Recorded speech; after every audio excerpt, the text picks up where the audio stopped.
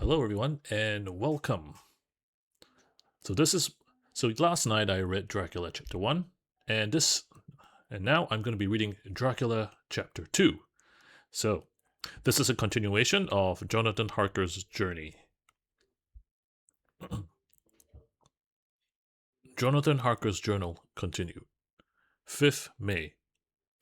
I must have been asleep, for certainly if I had been fully awake, I must have noticed the approach of such a remarkable place. In the gloom, the courtyard looked of considerable size, and as several dark ways led from it under great round arches, it perhaps seemed bigger than it really is. I have not yet been able to see it by daylight. When the caleche stopped, the driver jumped down and held out his hand to assist me to alight. Again, I could not but notice his prodigious strength. His hand actually seemed like a steel vice that could have crushed mine if he had chosen. Then he took out my traps and placed them on the ground beside me as I stood close to a great door, old and studded with large iron nails, and set in a projecting doorway of massive stone. I could see even in the dim light that the stone was massively carved, but that the carving had been much worn by time and weather. As I stood, the driver jumped again into his seat and shook the reins. The horses started forward, and trap and all disappeared down one of the dark openings. I stood in silence where I was, for I did not know what to do. Of bell or knocker there was no sign.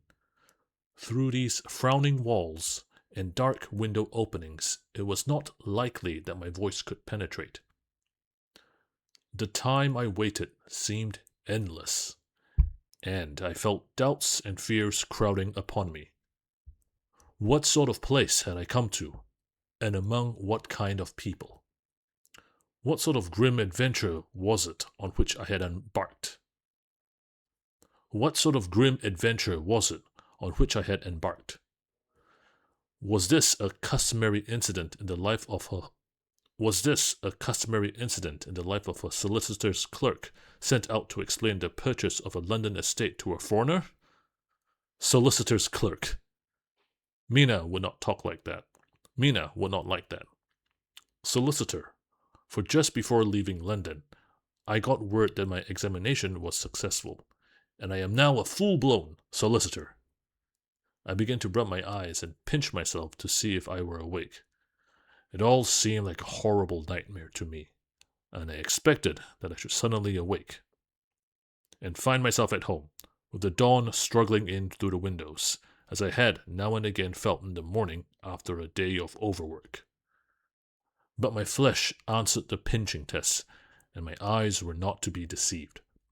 I was indeed awake and among the Carpathians. All I could do now was to be patient, and to await the coming of the morning. Just as I had come to this conclusion, I heard a heavy step approaching behind the great door, and saw through the chinks the gleam of a coming light. Then there was the sound of rattling chains and the clanking of massive bolts drawn back. A key was turned with the loud grating noise of a long disuse, and the great door swung back. Within stood a tall old man, clean-shaven save for a long white moustache, and clad in black from head to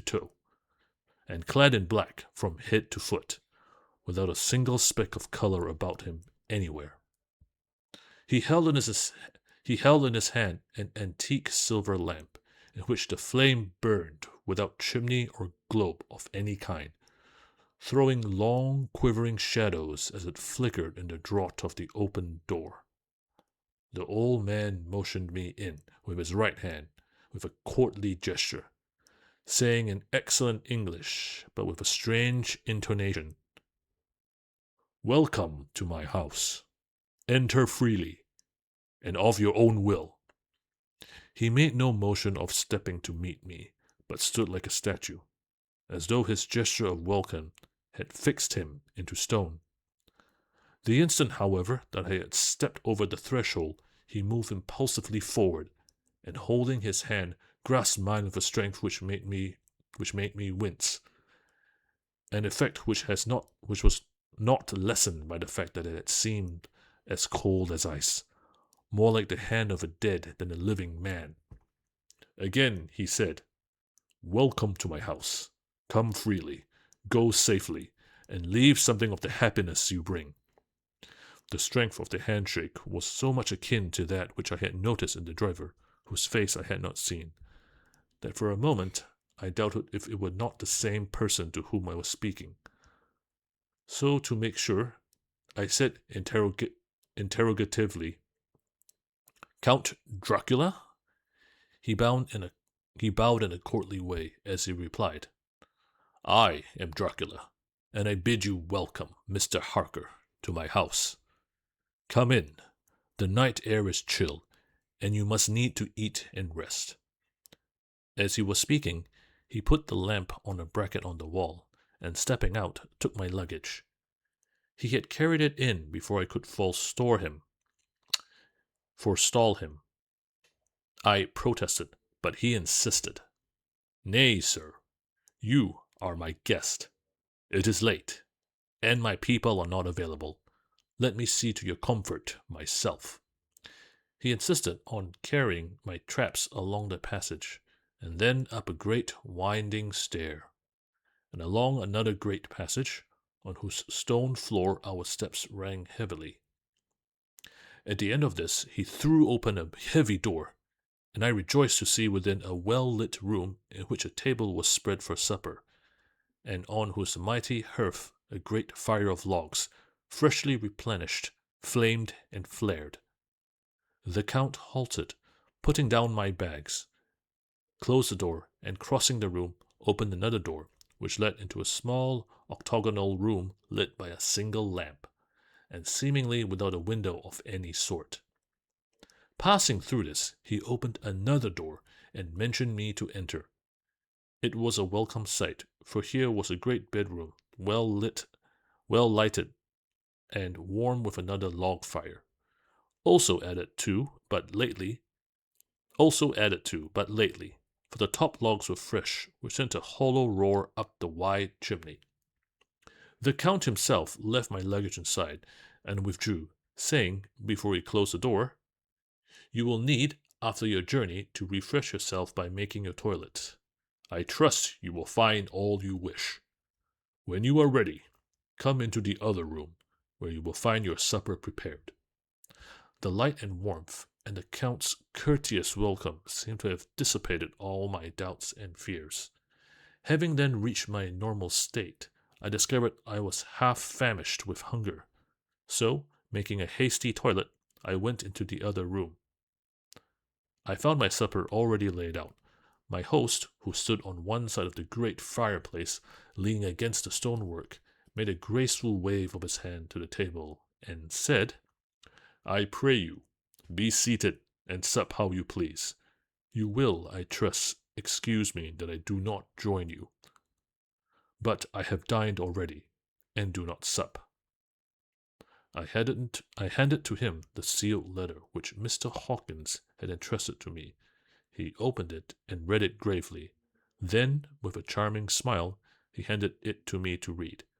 One passage of it, at least, gave me a thrill of pleasure. "I must regret that an attack of gout, from which malady I am a constant sufferer, forbids absolutely any travelling on my part for some time to come, but I am happy to say I can send a sufficient substitute, one in whom I have every possible confidence. He is a young man full of energy and talent in his own way, and of very faithful disposition. He is discreet and silent, and has grown into manhood in my service. He shall be ready to attend on you when you will during his stay, and shall take your instructions in all matters." The Count himself came forward and took off the cover of a dish, and I fell to at once on an excellent roast chicken. This, with some cheese and a salad and a bottle of old Tokay, of which I had 2 glasses. It was my supper. During the time I was eating, the Count asked me many questions as to my journey, and I told him by degrees all I had experienced.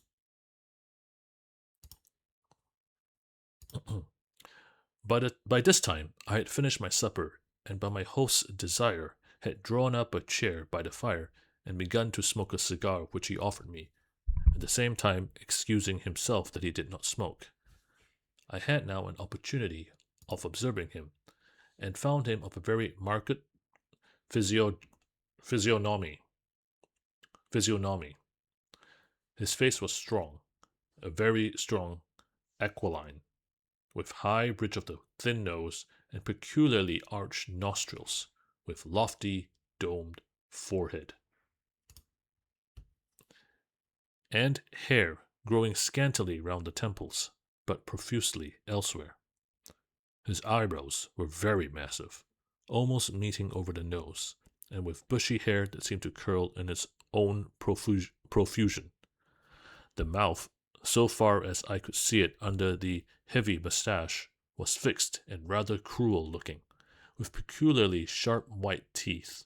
These protruded over the lips, whose remarkable ruddiness showed astonishing vitality in a man of his years. For the rest, his ears were pale, and at the tops extremely pointed. The chin was broad and strong, and the cheeks firm though thin. The general effect was one of extraordinary pallor. Hitherto, I had noticed the backs of his hands as they lay on his knees in the firelight, and they had seemed rather white and fine, but seeing them now close to me, I could not but notice that they were rather coarse, broad, with squat fingers. Strange to say, there were hairs in the center of the palm. The nails were long and fine, and cut to a sharp point. As the Count leaned over me, and his hands touched me, I could not repress a shudder. It may have been that his breath was rank, but a horrible feeling of nausea came over me, which, do what I would, I could not conceal. The Count, evidently noticing it, drew back, and with a grim sort of smile, which showed more than he had yet done his protuberant teeth, sat himself down on his own side of the fireplace. We were both silent for a while, and as I looked towards the window, I saw the first dim streak of the coming dawn. There seemed a strange stillness over everything, but as I listened, I heard as if from down below in the valley the howling of many wolves. The Count's eyes gleamed, and he said, "Listen to them, the children of the night. What music they make!" Seeing, I suppose, some expression in my face strange to him, he added, "Ah, sir, you dwellers in the city cannot enter into the feelings of the hunter." Then he rose and said, "But you must be tired. Your bedroom is all ready, and tomorrow you shall sleep as late as you will. I have to be away till the afternoon, so sleep well and dream well." With a courteous bow, he opened for me himself the door to the octagonal room, and I entered my bedroom. I am all in a sea of wonders. I doubt, I fear, I think strange things, which I dare not confess to my own soul. God keep me, if only for the sake of those dear to me. 7th May. It is again early morning, but I have rested and enjoyed the last 24 hours. I slept till late in the day, and awoke of my own accord.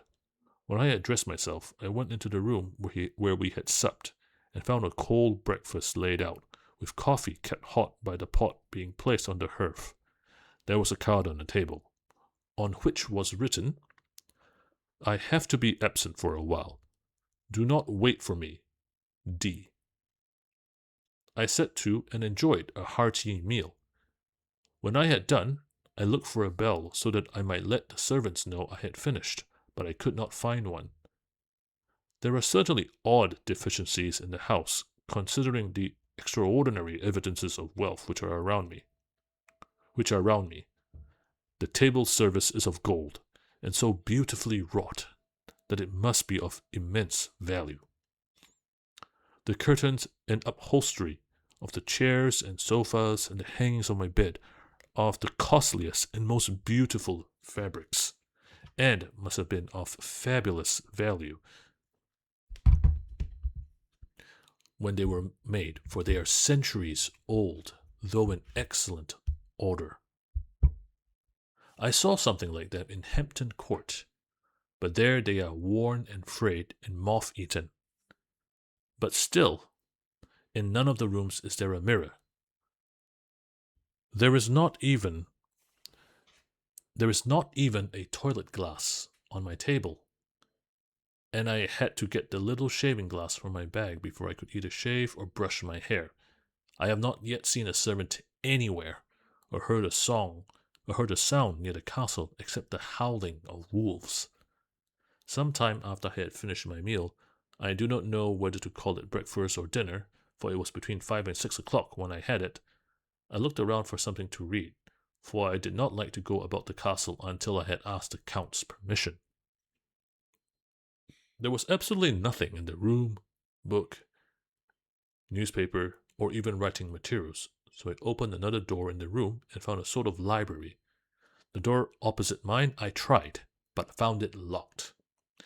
In the library I found, to my great delight, a vast number of English books, whole shelves full of them, and bound volumes of magazines and newspapers. A table in the center was littered with English magazines and newspapers, though none of them were of very recent date. The books were of the most varied kind: history, geography, politics, political economy, botany, geology, law, all relating to England and English life and customs and manners. There were even such books of reference as the London Directory, the Red and Blue Books, Whitaker's Almanac, the Army and Navy Lists, and it somehow gladdened my heart to see it, the Law List. Whilst I was looking at the books, the door opened and the Count entered. He saluted me in a hearty way, and hoped that I had had a good night's rest. Then he went on, "I am glad you found your way in here, for I am sure there is much that will interest you. These companions," and he laid his hand on some of the books, "have been good friends to me, and for some years past, ever since I had the idea of going to London, have given me many, many hours of pleasure. Through them I have come to know your great England, and to know her is to love her, for I long to go through the crowded streets of your mighty London, to be in the midst of the whirl and rush of humanity, to share its life, its change, its death, and all that makes it what it is.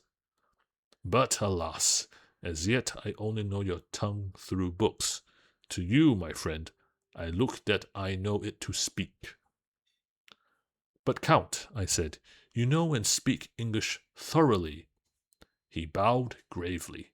"I thank you, my friend, for your all too flattering estimate, but yet I fear that I am but a little way on the road I would travel.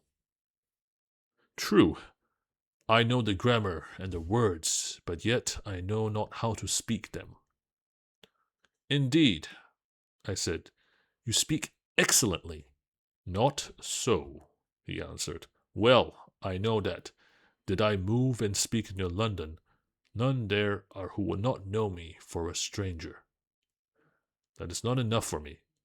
Here I am noble, I am boyar. The common people know me. And I am master. But a stranger in a strange land, he is no one. Men know him not, and to know not is to care not for."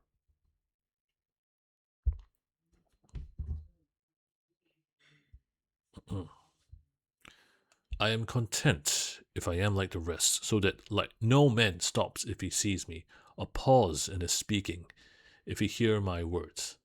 Ha ha, a stranger! I have been so long master that I would be master still, or at least that none other should be master of me.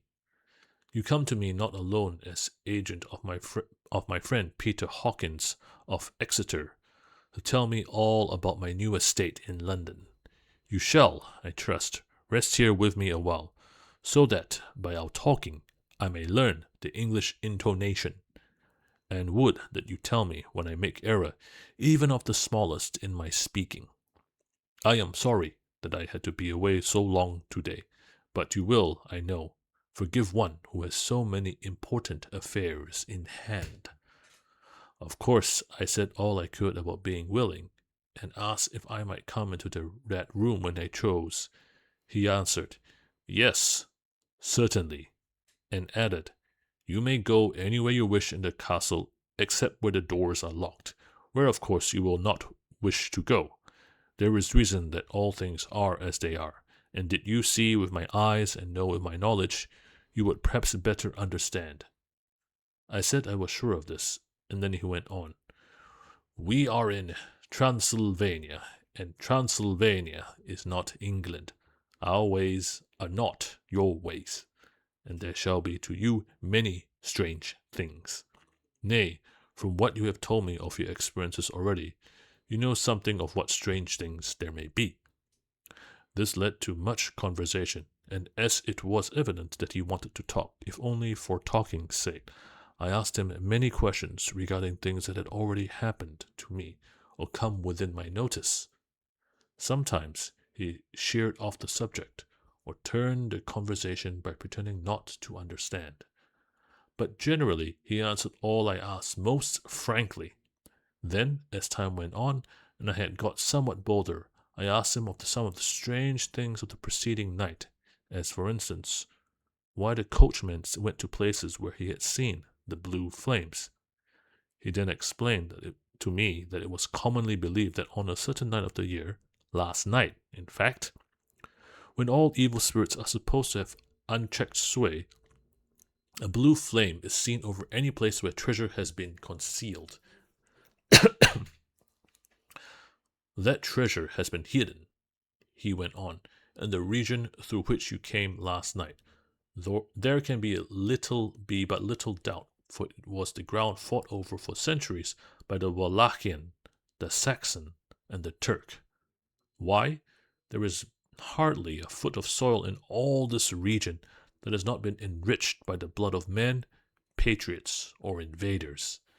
In old days, there were stirring times when the Austrian and the Hungarian came up in hordes, and the patriots went out to meet them, men and women, the aged, and the children too, and waited their coming on the rocks above the passes, that they might sweep destruction on them with their artificial avalanches. When the invader was triumphant, he found but little, for whatever there had been sheltered in the friendly soil. "But how," said I, "can it have remained so long undiscovered, when there is a sure index to it if men will but take the trouble to look?" The Count smiled, and his lips ran back over his gums. The long, sharp canine teeth showed out strangely. He answered, "Because your peasant is at heart a coward and a fool.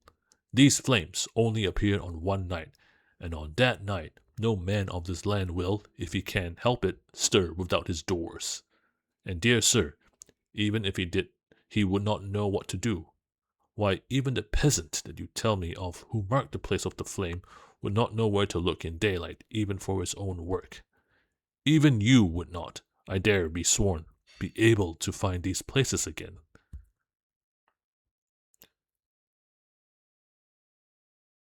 "There you are right," I said. "I know no more than the dead where even to look for them."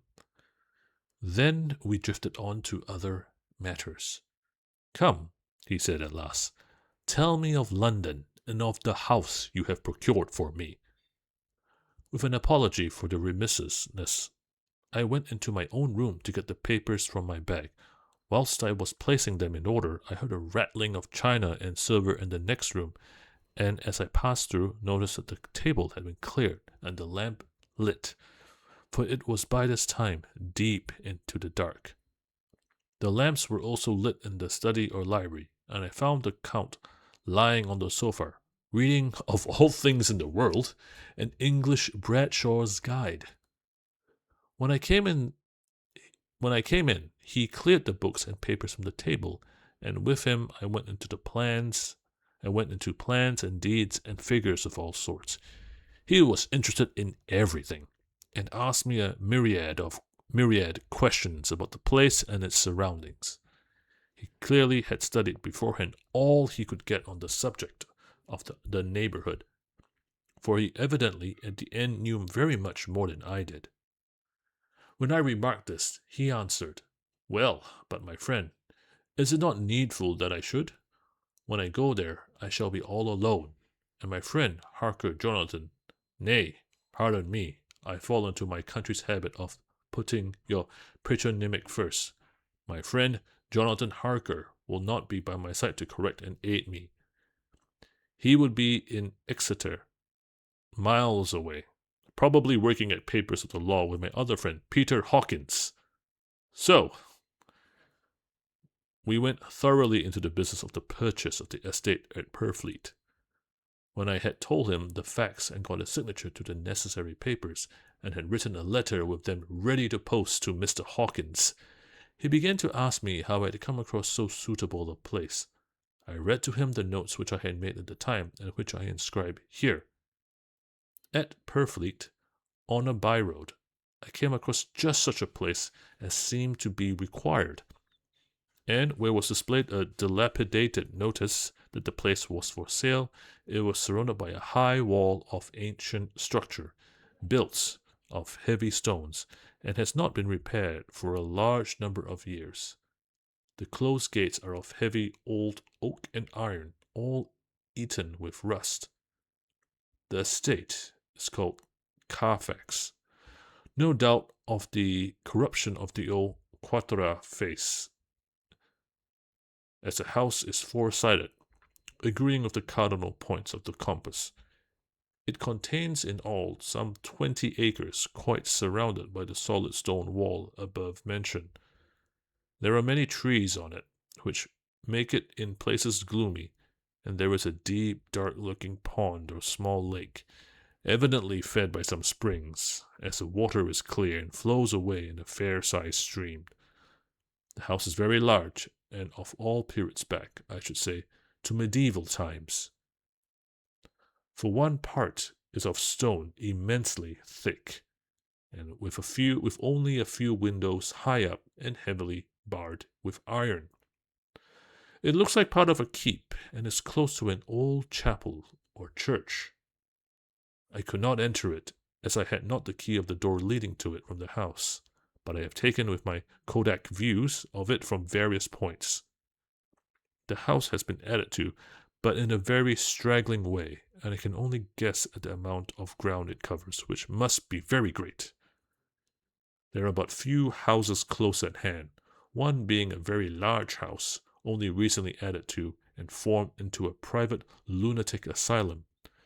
It is not, however, visible from the grounds. When I had finished, he said, "I am glad that it is old and big. I myself am of an old family, and to live in a new house would kill me. A house cannot be made habitable in a day, and, after all, how few days go to make up a century.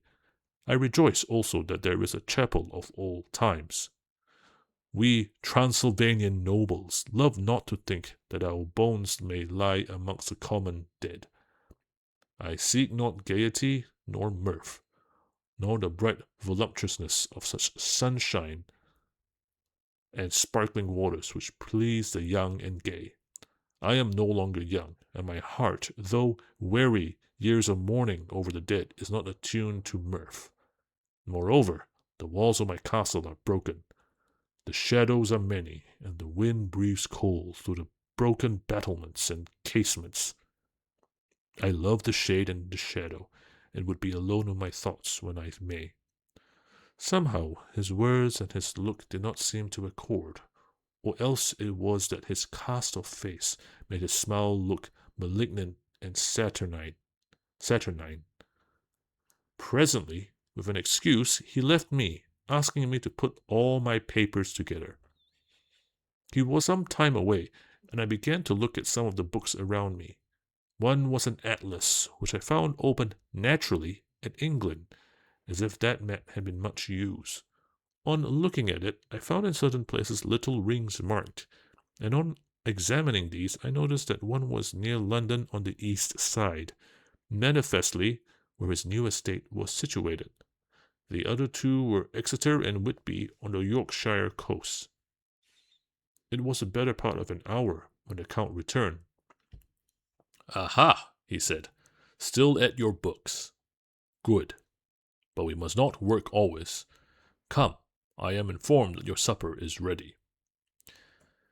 He took my arm, and we went into the next room, where I found an excellent supper ready on the table. The Count again excused himself, as he had dined out on his being away from home. But he sat as on the previous night, and chatted whilst I ate. After supper I smoked, as on the last evening, and the Count stayed with me, chatting and asking questions on every conceivable subject, hour after hour. I felt that it was getting very late indeed, but I did not say anything, for I felt under obligation to meet my host's wishes in every way. I was not sleepy, as a long sleep yesterday had fortified me, but I could not help experiencing that chill which comes over one at the coming of the dawn, which is like, in its way, the turn of the tide. They say that people who are near death die generally at the change to the dawn, or at the turn of the tide. Anyone who has, when tired, and tied as it were to his post, experienced this change in the atmosphere, can well believe it. All at once we heard the crow of a cock coming up with preternatural shrillness through the clear morning air. Count Dracula, jumping to his feet, said, "Why, there is a morning again. How remiss I am to let you stay up so long. You must make a conversation regarding my dear new country of England less interesting, so that I may not forget how time flies by us." And with a courtly bow, he quickly left me. I went into my own room and drew the curtains, but there was little to notice. My window opened into the courtyard, and all I could see was a warm grey of quickening sky. So I had pulled the curtains again, and have written of this day. 8th May. I began to fear, as I wrote in this book, that I was getting too diffuse, but now I am glad that I went into detail from the first, for there is something strange about this place, and all in it that I cannot but feel uneasy. I wish I were safe out of it, or that I had never come. It may be that this strange night existence is telling on me, but would that were all.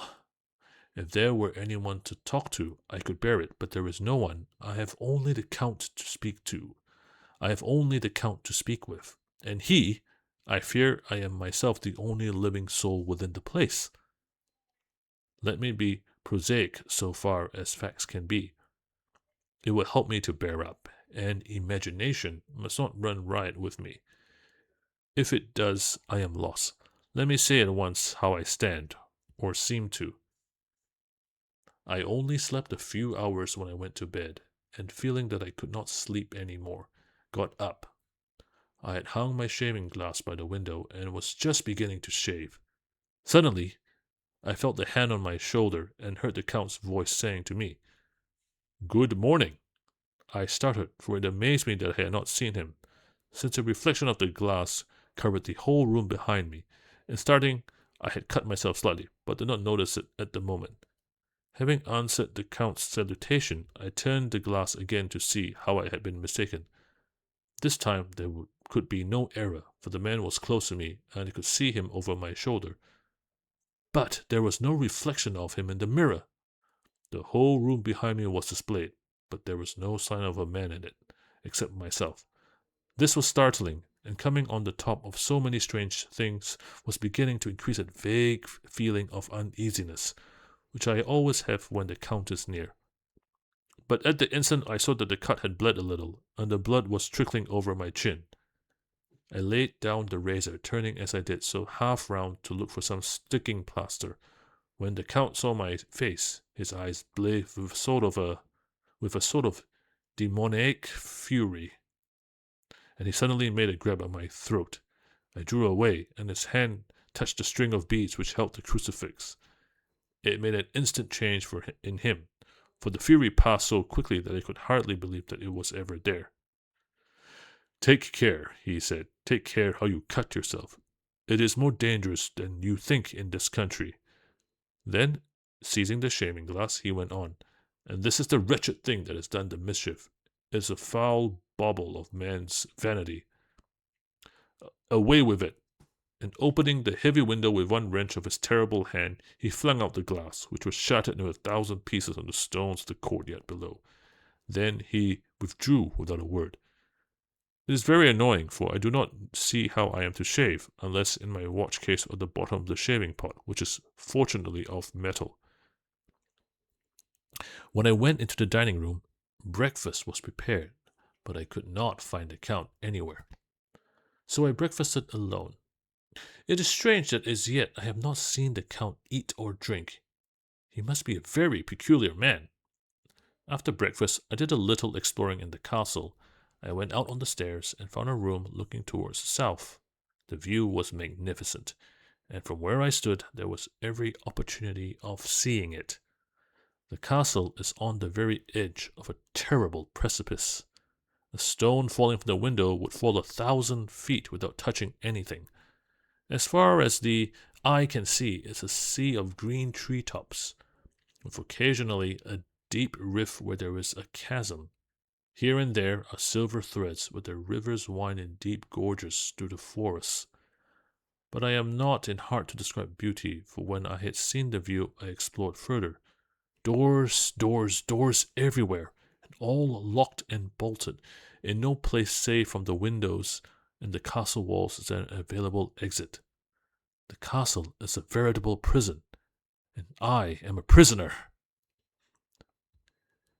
And that is chapter 2 of Dracula. Okay,